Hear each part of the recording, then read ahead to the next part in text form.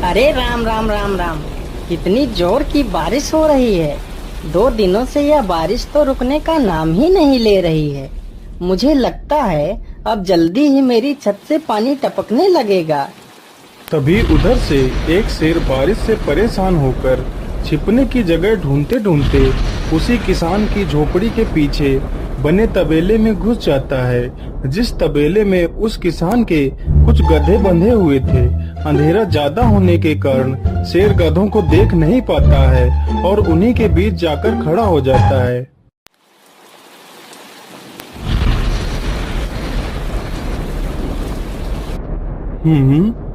यहाँ से तो किसी मनुष्य की आवाज आ रही है।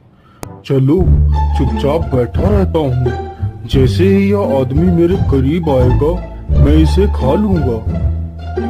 हाय हाय हाय, यह बारिश कब रुकेगी? ऊपर से यह टपका भी आ गया। अब मैं क्या करूं?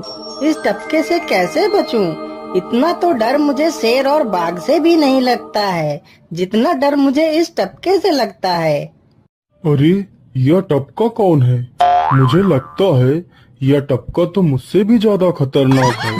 तभी तो यह आदमी शेर और बाघ से ज्यादा इस टपके से डर रहा है। चलो जल्दी से मैं यहाँ से निकल लेता हूँ, नहीं तो कहीं टपका ने मुझे देख लिया तो मेरी खैर नहीं।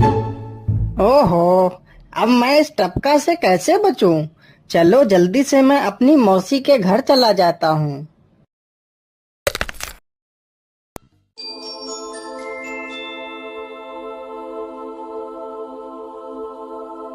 अरे चल चल, गधे की औलाद, यहाँ पर छिपा हुआ बैठा है। अरे चल जल्दी। अरे ये क्या, जिसका डर था वही हुआ। यह टपका तो मुझ पर हावी हो गया।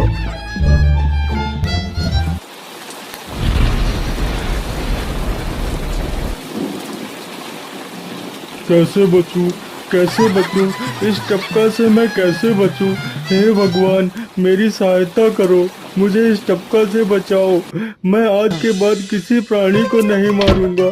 मैं मांसाहार छोड़ के शाकाहारी बन जाऊंगा। भगवान मेरी रक्षा करो। शेर को दौड़ते दौड़ते रात से सुबह हो जाती है।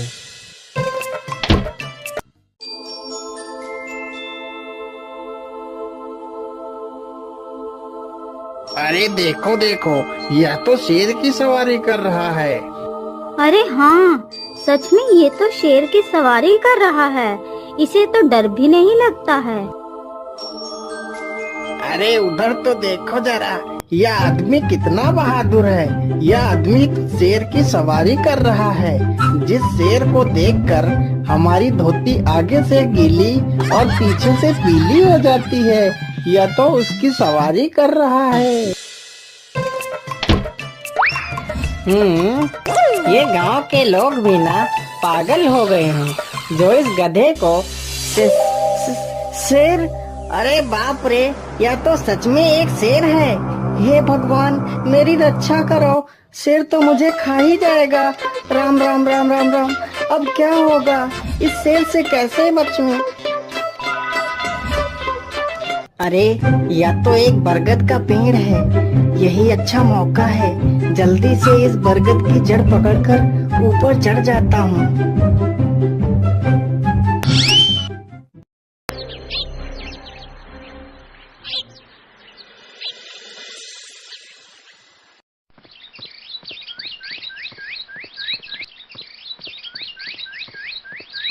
अरे शेर भैया, तुम इतनी जोर जोर से भागते हुए कहाँ जा रहे हो? आप तो बहुत डरे हुए लग रहे हो। आप तो जंगल के राजा हो, आपको किसका भय है?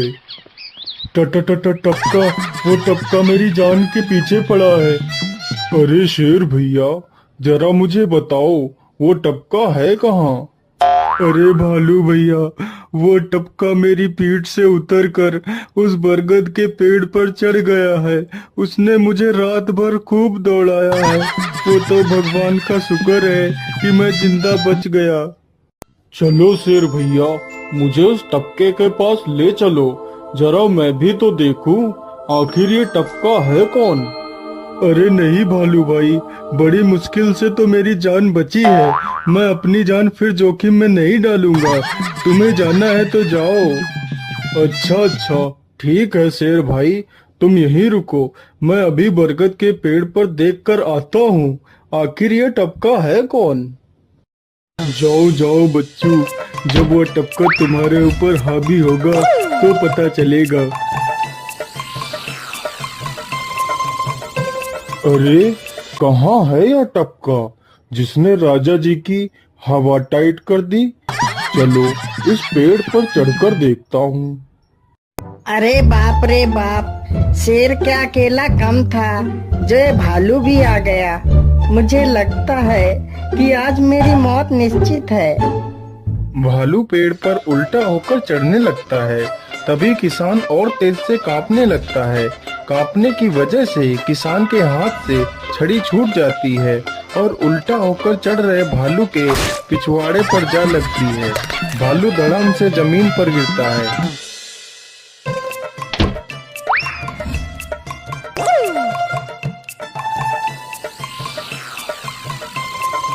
मुझे लगता है अब शेर और भालू दोनों भाग गए हैं। चलो अब जल्दी से यहाँ से निकल लेता हूँ। सारे राज्य में यह बात फैल गई कि हरिया किसान बहुत ही बहादुर है और वह शेर की सवारी कर लेता है। धीरे धीरे यह बात राजा तक पहुँच गई।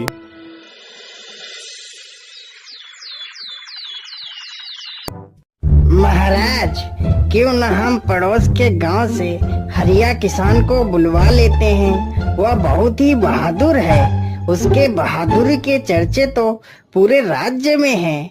मुझे पूरा विश्वास है वह इस काम को जरूर कर सकता है। वह इस दुष्ट शेर को जरूर पकड़ लेगा। सैनिकों, हरिया किसान को आदर पूर्वक हमारे दरबार में पेश किया जाए।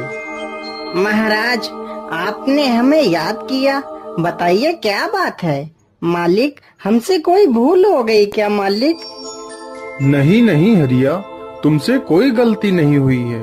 यह कुछ लोग पड़ोस के गांव से आए हैं। इनका कहना है कि इनके गांव में कोई दुष्ट शेर आ गया है जो इनके पशुओं को उठाकर ले जाता है और उन्हें मारकर खा जाता है।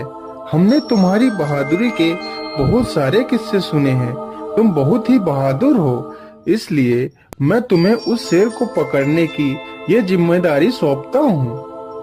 अरे बाप रे बाप, उस बार तो मैं शेर के हाथों बच गया था, लेकिन इस बार मैं नहीं बचूंगा। अगर मैंने महाराज को सच सच बता दिया तो झूठ बोलने के जुर्म में मुझे फांसी पर ही चढ़ा देंगे।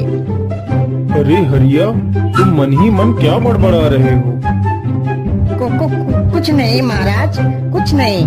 मैं सोच रहा था कि मैं शेर को कैसे पकड़ूं। ये लो हरिया, कुछ स्वर्ण मुद्राएं रख लो, ये तुम्हारे काम आएंगी। क्या करूं, कैसे पकड़ूं उस शेर को? ये महाराज ने भी मुझे कैसी दुविधा में डाल दिया है। क्या करूं, क्या करूं? हाँ, मिल गया। फिर हरिया बाजार से एक रस्सी और एक जाल तथा एक बकरी खरीद कर लाता है।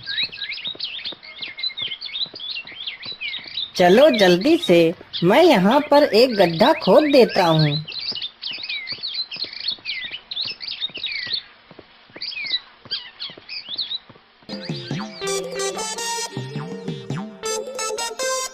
गड्ढा तो खोद दिया। चलो अब जल्दी से इस बकरी को रस्सी से बांध देता हूँ। हरिया ने बकरी को रस्सी से बांधकर गड्ढे में खड़ा कर दिया और जाल को लेकर पेड़ की डाल पर बैठ जाता है। थोड़ी ही देर बाद जब बकरी को भूख लगती है तो वह चिल्लाने लगती है। अरे, यह तो बकरी के चिल्लाने की आवाज है, लेकिन यह आवाज आ कहां से रही है? आसपास तो कोई नहीं दिख रहा है। मुझे लगता है यह आवाज उस पेड़ के पास से आ रही है। चलो चलकर देखता हूँ।